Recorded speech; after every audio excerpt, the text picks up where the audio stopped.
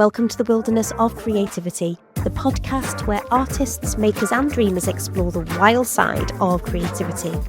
With over 22,000 views on YouTube and a growing community across the US, Germany, Australia, the UK, Italy and Ireland, we are building something special here. Have you rated and reviewed the show yet? If not, why not? Because your support boosts us in the charts and also helps other artists find their way into the wilderness. Subscribe, review and keep wandering, because the wilderness is waiting. Thanks for listening. Stay wild.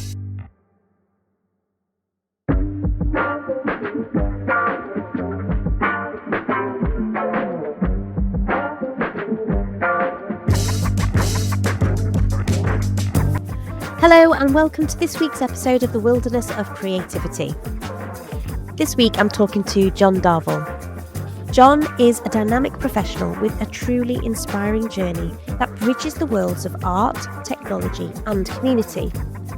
As the founder and director of NOCTURN, he's led innovative dance projects that fuse digital technology with interactive storytelling, all the while championing inclusivity and co-creation. With a background spanning creative arts direction, web and graphic design and project management, John brings a versatile and insightful perspective to every conversation. In this episode, we talk about John's passion for supporting dancers later in life, John's personal journey from a civil service 9-to-5 job to the vibrant world of dance and choreography. And we also explore how social media is shaping creativity today. John also discusses the unique challenges faced by the LGBT community and opens up about his own experiences. It really is a privilege to hold space for him, and I am so glad that you're here to join us for this thought-provoking conversation. Right, let's get to the episode. Let's start with the You Got This cards. Oh, what's that? I don't know that. What is You Got This? I don't know if I've got anything, but hey, go. Neither do I. These were given to me, and so whenever I just need a moment of clarity, or when you just need something, you just need a little something, and I just get these cards and I just give them a little shuffle, and then I see what comes up, and I kind of go, "Oh yes, that makes complete sense," or "Ooh, I hadn't thought about that," or sometimes I just think, "Oh, fuck off." So you tell me when to stop. And then I'm going to take the top card and see what comes up. I cannot believe this card's come up. This was literally the card that came up for me yesterday. What does it say? I can't see it. Oh, sorry. It says, if it doesn't challenge you, it won't change you. Oh, God, that's awful. Enough a challenge. I quite like, like a bit of calm, a bit of normality, a bit of boring. Bit of boring would be quite nice after these last, I know. well, pre-pandemic, all that. Are you in Scotland now? I am in Scotland. I'm in the motorhome. We've now into month 2 of traveling around, getting into a flow of things and embracing this digital nomadic life that has been thrust onto me more than choice. No, that's terrible. No, it must probably be a longer plan. Yes. Everything's just, like the cards. It's unfortunately everything has just been mixed around in the wrong order. Yeah. I had an order and life turned around and went, no, you're not getting it in that order. Yeah. And so here you are. Yeah, as artists, we just roll with the punches, don't we? Don't we just? Do you want to take us back to pre-pandemic? But did you have an injury? Not an injury, more of an ongoing, I'm in pain and I'm in a bit more pain. And, kind of after dancing or delivering or teaching or doing, thinking, this is not really a good place to be, because the recovery was taking longer. And then, of course, pop in. And then as these things develop over the NHS, turned out I just needed some resurfacing done on one of my hips, so. Just that small thing. That small thing, at which point, you kind of just get proposed with, you're just going to have to take a year out of work. Actually, that's not quite physically possible as a freelancer. How on earth the hell do you do that? I don't really know. But, interestingly, as a process out of that, there is so many dancers who are going through exactly the same thing of having to have hip work done. Um, and it just made it plainly obvious if you don't have the support of a big organization Yeah. and you're a freelancer, I think generally we're all screwed a bit in if your body is hurt or damaged. Um, and I think that is really quite sad as as a landscape or as a sector. You are very passionate about supporting dancers in later life, Yeah. coming to dance later in life, or those of us who are, like you say, like maybe recovering from an injury, or you've taken some time out, maybe to raise children or to try different things, and you're about bringing people together and bringing communities together, aren't you? If you look back, go back to childhood, gay boy in the Northeast, in the 80s, 70s, 80s, of course, going into dance was just not the thing to do. It was, so there wasn't that support. So it was only until I was 30 and on my own steam that I kind of basically, jumped ship and went, no, I've got to do this. Um, and, not look back. But I suppose because of that, it's been very passionate about, getting people through the door. And, it's incredible. I think it's difficult for adults to re-engage or start dance as an older person, Yeah. because it becomes fearful. And interestingly, I suppose I'm back in that space again, which I'd never Mhm. thought I would actually be in, Lucy, kind of having to take that year out of dance and delivering and moving to be back in that situation feels really fearful again. And I suppose I'm now quite kind of questioning, do I? Is it worth going back? Is it worth rejoining the sector? Should I do this? And I know the Mm. stubborn me will be, yes, of course I am. Yeah. But there is, that uh, fear. So it's, being very passionate about making spaces that is supportive, humorous, fun, but Mhm. quality. Yeah. Um, yeah. And I think, big myself up, I think I've done very well because, people have stuck with me, stupid sods that they are, for many a year. I mean, apart from wanting to sort of take that leap at the start of your dancing journey, because I mean, we met 2006, wasn't it? Yes. 2005, Yeah, yeah. 2006 at Laban. And then NOCTURN was set up in 2007. But before that, you'd had a career in, is it tech? For the majority of it in the civil service. Desk job, pushing, I, pushing paper. And, the oddest of things, and I say this an awful lot when I kind of do, speaking to people, is that if I look back at old John, the civil service John, terrified about talking in meetings, couldn't publicly speak, just basically wanted to get on and do my thing.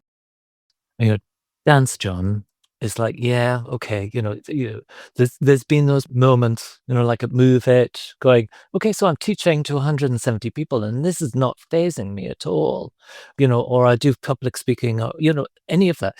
And I suppose I think it's if you find your creative habit, the thing that makes you tick, then I never look at dance as a job. I just think it's a thing that I'm just incredibly passionate about. And therefore, it's okay to talk about it because it feels like it's coming from internally me. Then there's the surface deep thing that was me as a civil servant just being paid for a job. Because you create that space where you're coming to it with your story, with your vulnerability, with your truth, other people can connect with that and say, okay, I'm going to bring myself to the table as well. And I think that's really beautiful. Yeah. Over the years, it's it constantly gets repeated. I'm not good enough. I have got 2 left feet. I can't do this, all that negativity. I'm too old to do all of this. Yeah. And I think what's really lovely to be able to kind of give back is going, I was in that position. I started in exactly the same way. I went to an adult evening class at Morley College in London, you know, and from that and most probably coming across really inspirational teachers who pushed me a little bit further to keep me going, you know, ended up where I am. So it's, go, hey, of course you can do it because I can do it. I did it. I'm way older than you. So, kind of shut up and just Shut enjoy up and yourself. get on with it, Get on girl. with it. Yeah. Just dance. Just get my stick out. Just dance. Because you've got an intensive coming up as well, haven't you? I've noticed that you've got some teachers now that are sort of on the lineup as well. Do you want to talk a little bit about that? Because you've not been in Scotland very long, and already you're like moving and shaking. Well, yeah, but I'm not because I'm coming back. I'm coming back to Berkshire. I'm doing it back with the kind of Newbury and Bracknell lot. It's kind of gone. Me checking in and kind of saying, "Hey, how is everybody?" And everyone's go, "Oh, we're not dancing. There's no dance." And unfortunately, I think it is. There's just outside of like the main bubbles, London, Brighton, kind of main hubs. If you're rural, access to good quality adult dance doesn't really sort of exist. So it was a very bittersweet thing to kind of say after 18 years of delivering dance in Berkshire to go, thank you, I need to move and I need to go on. And then going, but actually, there's not, I've tried my best, but I can't provide anything for you to continue. Checking in with them and said, oh, we just really want to do something. So I said, yeah, okay, I'll do 10 hours and travel back and do a day worth of dance. And thankfully, I've got Zoe, who actually came to class and is now teaching for me, or has taught for me. So she's coming back in. And then we've got a guest teacher. So it's like a whole day. Because I just go, what kind of experience would you like? Give you opportunities to perform. Yes, you can have classes. Now you can have an intensive. Normally this time of year, it'd be like making a dance film outdoors or something like that over 2 or 3 days. But it's just going, this is all we can do at the moment. I've had various conversations with dance artists, choreographers about this, and the fact that when we had just come out of Laban, the infrastructure for freelance artists was very strong, or certainly felt like it to me anyway. But as we've moved on to online, and money funding has kind of been reduced quite dramatically. Those little hubs they've just disappeared, and so where do people go? And I think the landscape between our time and now, I just think it's it's incredibly difficult for anybody, or to venture into a freelance world. It's very 50-50 as to, do you turn around to somebody and say, yes, do it? And actually, kind of thinking about this was going, any advice to give to somebody? Would you say do it? I would say only do it if you know that that is what you have to do. If you've got doubts, you really have to question those doubts and get those answers before you jump into it. Because as we know, it's not an easy life. But the reward of seeing people enjoying and engaging and being creative and being able to create those kind of spaces It's is, magic. yeah.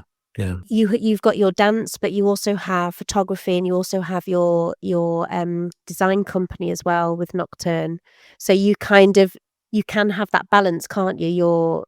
You're in that position where you can take on some design work and work with people and bring in some money, whilst you continue to build up your network again and see where that's going to take it.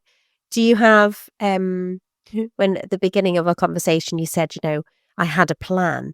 What does the plan look like now? Do you have a plan?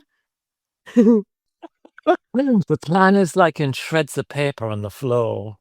I go, okay.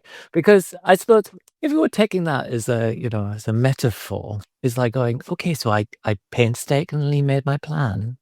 And then life came along and just went rip, rip, rip, and chucked it down. And I painstakingly got my sellotape and kind of re-pieced it together in a new order. And then life came along and went rip, rip, rip, rip.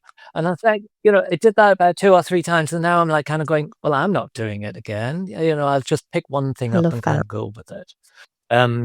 The downside of not coming to dance early feels like the body and the opportunities is working in a different level. But the upside of it all was that amount of time of being in business and having that kind of exposure. I think you don't get if you can come to dance straight from educational routes into it. And I think, unfortunately, at the end of that was probably the way for young people to survive in our landscape. You need that business side to you. So I think, yes, I feel incredibly grateful that, yeah, I can switch to, at this moment in time, to working with Nocturne Designs and supporting artists, creating websites for them. What inspires you in terms of like creating choreography? Do you want to create more choreography? Yeah, definitely. There's always that urge. I think at the nub of it is that there's always something about duality. Tell me more.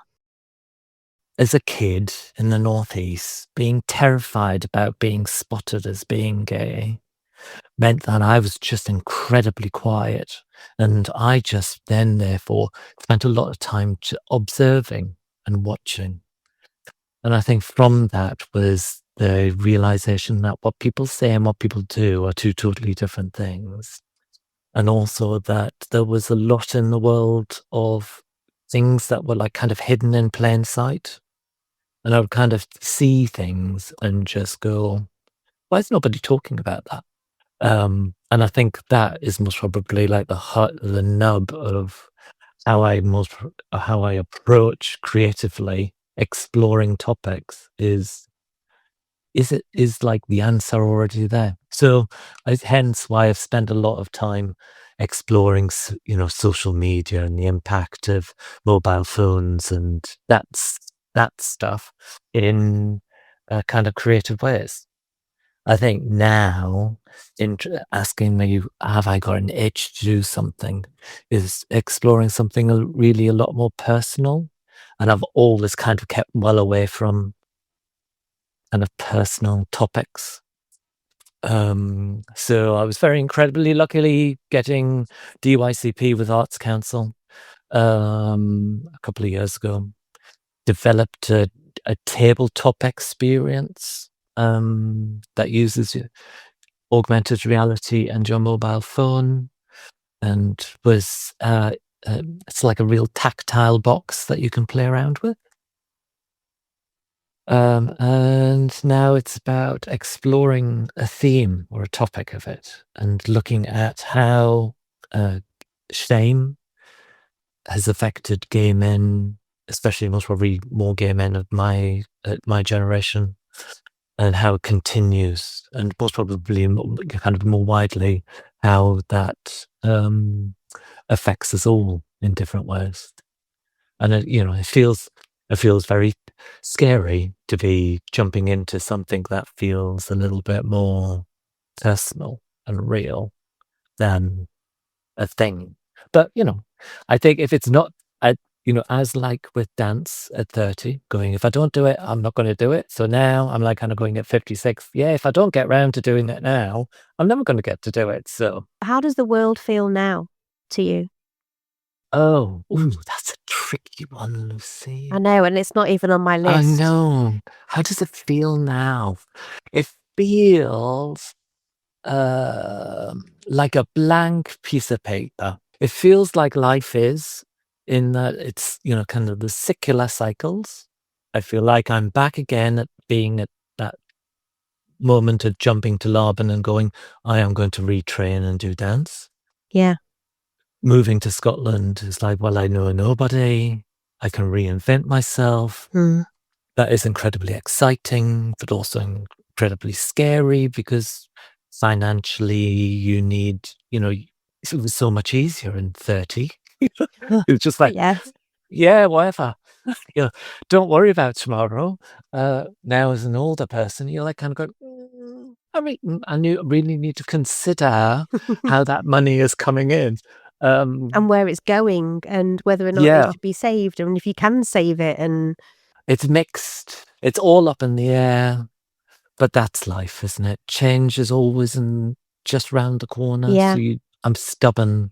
There's still that need. I'll still, I'll find people who hopefully I can connect with up yeah. here. I'll hopefully find people who are in communities that I can, connect and work with. And hey, if one thing doesn't happen, as with pandemic, you kind of go, well, if we haven't got X and Y, I'll work with B and C instead. We always find a way, and I think a lot of it is to do with throwing ourselves into it and not knowing what's going to happen. And there'll be a lot of people that are listening to the podcast as well who are perhaps thinking, "Oh, there is something here to explore, but I'm too frightened to do it, or I've got too many responsibilities, I've got too many commitments, I've got too many people that rely on me." We have to listen to what we want, what we need in the long term, isn't it? It's kind of like I think there's a I big think shift. There has to be a shift at some point. You have to really listen to yourself yeah, and face those really hard truths. yep, yeah. I think it's that interesting thing as growing older, how you see words or expressions that you most probably hear when you're younger, and you go, "Mm-hmm," but you don't really understand the gravitas of what is being said. I suppose in this example, you've only got one life to lead, and the only person who's leading this life is yourself. So if it's not making you happy, don't do it. Do the thing that makes you happy. Even if your partner, husband, wife, family are totally against it, it's at the end of the day, when you get to the time's up, it's you who is going to be going, well, was that what I wanted to do? And I think you just have to really embrace that and go, yes, do it. But also, I think it's never always have to be that you have to fully commit or jump. I think we kind of always think in extremes of it's either this or that, instead of you could do things gradually at your own time and your own plan, as long as you've worked that out for yourself. If I think back to like Lucy 5, maybe 10 years ago, she would have been like, Luce, you've got like a full-time job. You're working in a primary school teaching dance and drama to little tots and you're absolutely loving it. You also get more holidays than everybody else because you work in independent school, which means that you can do your podcast and do any other creative stuff. You have X, Y, and Z. You've got the family, you've got the house, you've got this. What's the matter? I'm like, I don't know. I don't know. But there's that drive to create something, that's the drive to connect, that drive to keep moving forward and do something else and experience more, be moved, be inspired, you know? At the moment, everything is it's the mundane. And you're like, Lisa, I'm living in a motorhome and I'd love a bit of boring. I'd love a bit of stability. It's like the Wow, it's opposite. really exciting. Yes, it is, depending on what your frame of mind is at the time, or how you see it, what lens you're looking at it. Yeah.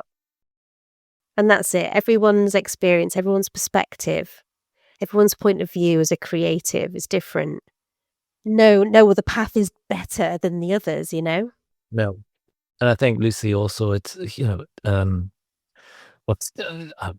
very aware what's different from the past to now is the impact of social media and how it makes us judge ourselves, because it just feels that everybody else is having a wonderful life and doing way better.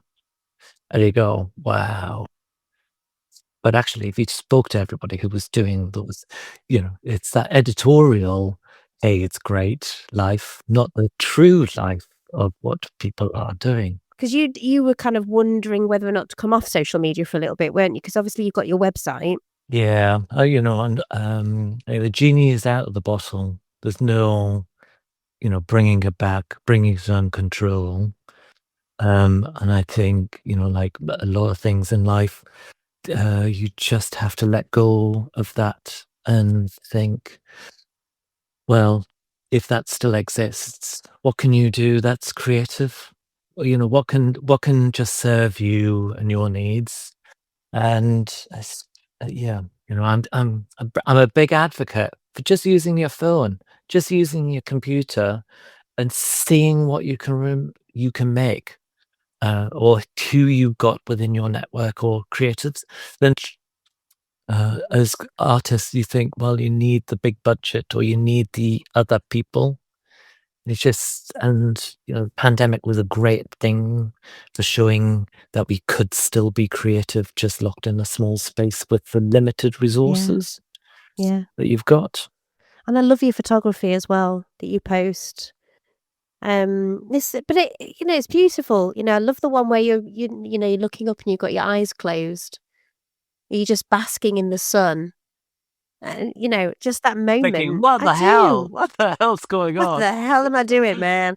Um, but you've obviously got an eye for photography. But I suppose I don't know, there's movement in that photography, isn't there? There's an emotion, there's an intention, and I think Yeah, that comes through with your work. thank you, thank you. I think it's always just there's that I've got to make something, and if I can't make movement, I could make a good picture, or if I can't make a good picture, I can make somebody's website. So it's like always feeling that you've got to construct. Um, I think I always think, I kind of go, I'm a bit like a magpie. I like having lots.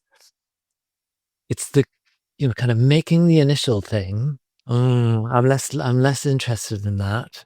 The putting together to make something else kind of makes me go, ooh, yeah.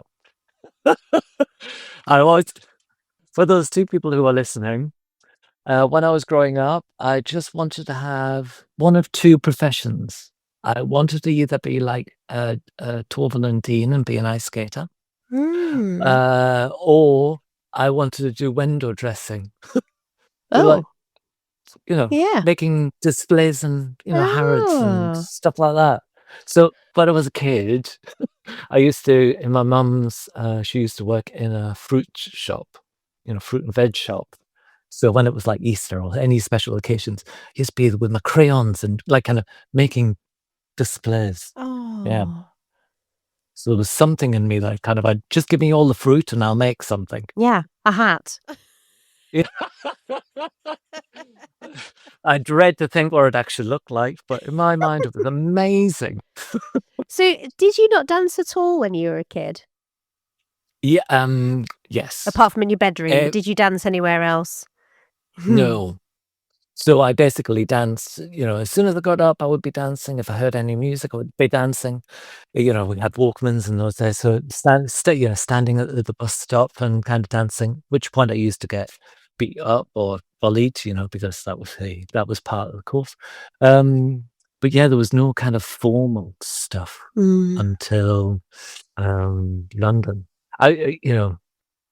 It was sad to hear that people would turn around and say, as I grew up, they go, "You dance too much like a girl." Mm. There was that big thing about you had to dance like a man and nothing about or not dance at all. Um, yeah. Do you feel like you've completely shaken those things off, or do you think those things no, I can't imagine that they No, ever go away, do they?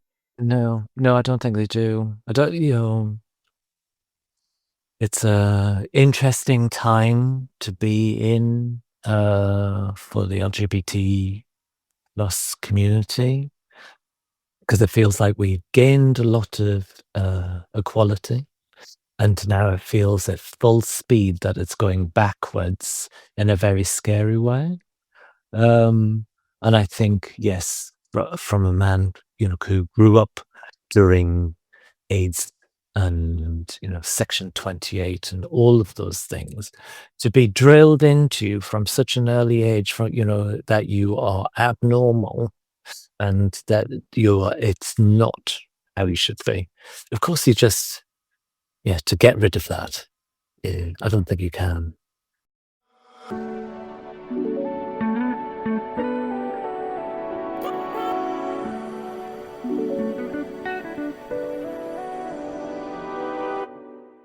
I got recommended a couple of years ago. Alan. He wrote the Velvet Rope. Hmm. He's an American psychologist who basically wrote a book that shows that there are certain stages that we need to go through to get rid of this shame. And I suppose the main premise is that for me or for us from that situation, we're always just working from the perspective of that we're trying to get to normal. So we're always less than. So it kind of just gives wonderful examples of, us wanting to be the best cook, the best dress, the best at the job, the best house, because that for us is just hitting normal while it's usually overachieving.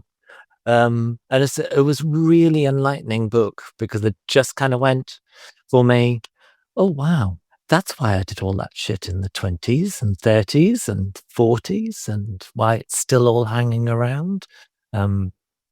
And from that, I think comes a lot of power to, just know yourself more and be kind of at peace with it. Yes. And accepting of yourself and loving yourself, Yeah. knowing your worth, not giving in to other people's judgments and comments and things like that. What can people do now to show that we're with you, that we're allies, that we are standing with you? Because it's such, like you said, it feels like we're going in a very scary Yep. direction. Yes. I saw a beautiful, very visual social media post that, I think it was like a bottle being pushed Hmm. to kind of, and then, of course, at the end, it just falls off, and it was saying that inaction, no action is still an action. So not saying anything is basically, kind of saying the negative. It's you or whoever is like agreeing Yes, by not calling it out. I understand. Some people might think that if they say something, they are at risk as well. There's a lot of that, isn't there? I'm totally with that. Yes, because You I kind of know? go, yeah, yeah. Oh, I feel terrified about talking about, you know, myself and being in Yeah. the community and thinking, oh my God, but am I saying something wrong? And that's the thing, it's like, I'm gonna get things wrong, I'm gonna say things wrong, but I don't mean to get it wrong. The intention is to learn, and I think that's the key thing. Like, if I get something wrong, um, and I'm with, somebody in the LGBTQ+ community, I want them to say, "Luce, don't say that, say this instead," or, "Do you know about this? Why don't you do some reading on that? Here's a book, here's an article, here's a this." Do you know what I mean? Like, I wanna learn. But I think you can still turn around and say, disagree. I disagree with Trump. I disagree with, you know. I disagree with Trump. Yeah. I know, it does feel really scary though, doesn't it? It does, yes. I'm just, oh, yeah. I'm expecting, some kind of form of identification suddenly landing on me, at some point, thinking, wow, challenging times. And that's, Yeah. an interesting thing, was that I came across a couple of years ago is that for older gay community going into care, Mm, is that we generally can go back into the closet because care organizations don't understand the lives that we've lived, really? and therefore find it difficult to provide, Wow. suitable Spaces. enrichment. Yeah, enrichment. Yeah, Yeah. spaces, Wow. because yeah, I'm sorry, when I get to that age, I want to be hearing real techno, because I have, real With your clubby leathers days, on. so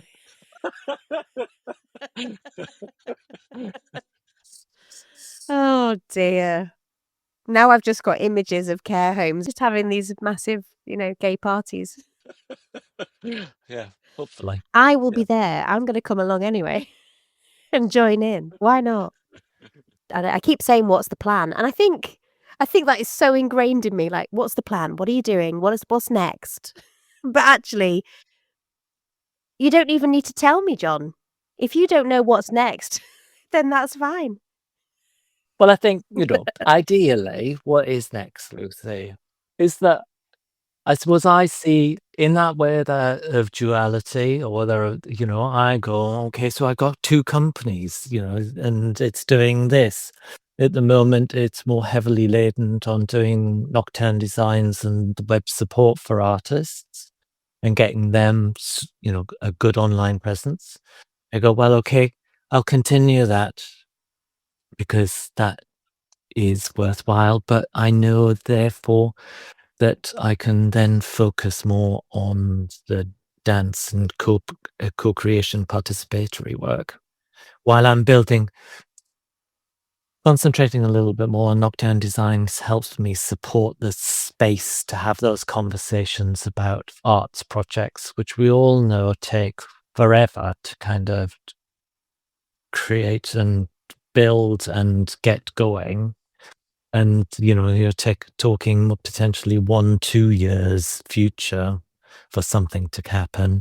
So it's doing a little bit of this. Yin and yang. I do a bit of this and a bit of that. I think we should do something. I'm spitballing now, but surely there must be a collaboration here somewhere. There must be. There must be. I mean, My dream, go on, tell my me. dream, my dream would be Laban would get in contact and Yeah, turn around and say, for the 25 to 27 years, yeah, let's get you all back together yes. and let's make something. I Let's go, make "Huh." something. Make something from all our experiences from the last 20 years, Yeah, 20 years God. post Laban. Yeah. I have wanted to choreograph something for a while. I think we just need to find dancers and a space. It's maybe something we can do with technology. I don't know, recording different bits and bringing it all together. It must be something. I'm going to manifest it. Do you know, yeah, I'm totally for if you put it out there, Mhm. it happens. Yeah. Or if you talk about it to people, it happens. So was it just a couple of months ago? I turned around and said, oh, I think it was on social media. I turned around and said, I fancy performing. I'm going to put it out there. I fancy performing again. Yeah. And then lo and behold, I am going down to Chichester next week, the week after, very soon, this month, for the Encore East Yes. Pushing Boundaries, Yeah. well, which is working with a number of older dancers who've done dance to Mhm. create some stuff over a week. Yeah. Thinking, wow, okay. Well, there you go. Yeah, there you We just go. need You to put put it it out out there. there. Put it out there. Cooking is one of your things as well, isn't it? How are you managing to cook all of these amazing dishes? I mean, Carl's lucky if he gets beans on toast. I do love cooking, and there's a little bit me going, I just want a kitchen again. Um, because it is, basically cooker. sink fridge underneath, a little tiny workspace. So yeah, it's not using much. And when you come to, normally my recipes are like, oh, blend this, mix that with that. You go, forget that. Haven't got any of that. Hopefully it'll still taste the same. Just back it in. Hope for the best. It's almost like your creative process. We don't have a blender, we don't have a work surface, but we're fucking going to create something masterful. Exactly. And it's going to work. And we've got 2 days to do it in. Let's go. And we've got 2 days. Let's do it. Are you kind of set where you're going to be now for the next few weeks in terms of like where you are? No, we are working on like a 3 and a 2. 3 days of wild camping, 2 days on campsite. So worked out that we can be self-sufficient without, having to do anything. I have to say, as a educational tool about your impact on the planet, I would force anybody to get into motorhome, because you suddenly get obsessed of how much electricity you've used, how much water you've got, where you're going to get rid of your waste. The most undelightful part is where you get rid of the toilet, which is, the worst job. So it's like, yeah, washing, done. Done. You conserve everything. So yes, 3, 5, 3 and 2. Sounds like a diet book. 3, 2.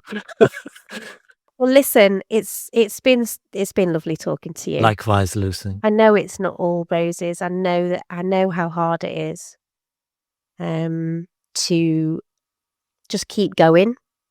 Actually, doesn't matter what the situation is, just getting up and putting on a face, whatever that face looks like, whether you're smiling, crying, angry at the world, whatever it is, But as Carl and I said recently, you just need to find a way of putting one foot in front of the other and keep going. Yeah. And you'll find what you need to find at some point. There's a lovely beauty. I do love our cohort, that even though that we're most probably not connected or on a talking daily, it's just seeing that everybody's had a life and there is creativity in that life in some form, not necessarily dance, but the beauty of the kind of that experience, I think, for all of us, is that the skill set that you get from that experience is vital for whatever you do. So everybody should do it. Come to class, get here now. That's right. Well, listen, I'm going to make sure that I put in the show notes where your classes are going to be, the intensive, because I know you've got that on your website anyway, but I'll lift that up and I'll put that in the show notes. People can check out your website. We are going to be watching out for your choreographic work as well. Hopefully we'll get a collaboration going. There will be something. I'm going to put it out in the universe. There will be something that we do. Yes, there will. I don't know how or when, but there will be something. And I was going to say, keep dancing. Hey! That's terrible.